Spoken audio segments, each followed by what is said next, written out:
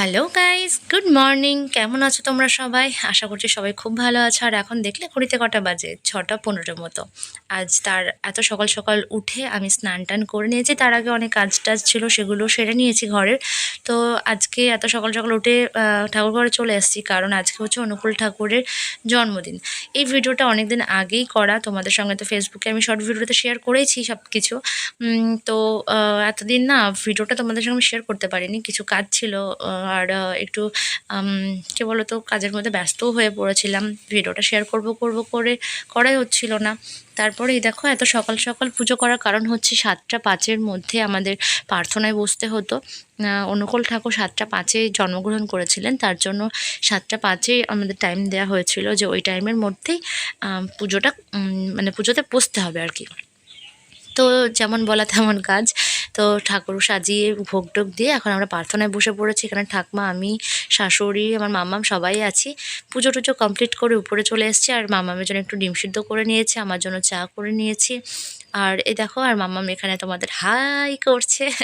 তো এই দেখো, খাওয়া দাওয়া মানে মামামকে খাইয়ে টাইয়ে আমিও খাওয়া দাওয়া করে এখন চলে এসেছি ব্রেকফাস্টে কিছু বানাতে।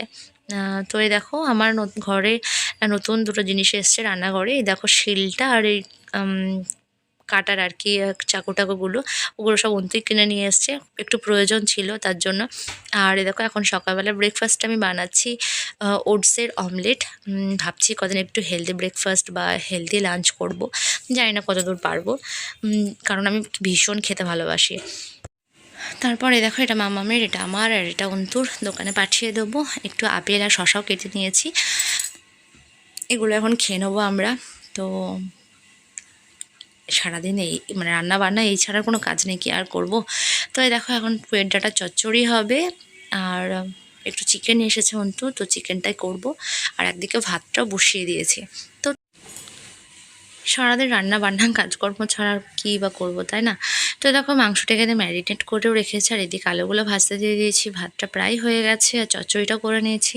আর দেখো, দুপুরে খেতে বসে গেছে। একটু স্যালাড কেটে নিয়েছি, টক দই, চিকেন আর ওই ডাটার চচ্চড়ি। তো তারপরে একটু মানে রেস্ট নিয়ে সন্ধ্যা টন্ধা দিলাম। দেওয়ার পর এখন চা বসিয়ে দিয়েছি, একটু চা করব। আর মামামের জন্য একটু খাবার করব। তারপরে দেখো, মামামকে খাওয়াতে বসেছি চকোস, আর আমি চাটা খাবো আর কি, গ্রিন টি। তো চলো, ভিডিওটা ভালো লাগলে অবশ্যই লাইক কমেন্ট শেয়ার করে দিও। আর এই দেখো, আমার মামাম এখন টাটা বাই করছে। মামামকে খাওয়াবো, খাইয়ে পড়তে বসাতে হবে। তো কেমন লাগলো ভিডিওটা অবশ্যই কমেন্ট করে জানিও, ঠিক আছে? তো দেখা হবে নেক্সট ব্লগে। Tata bye.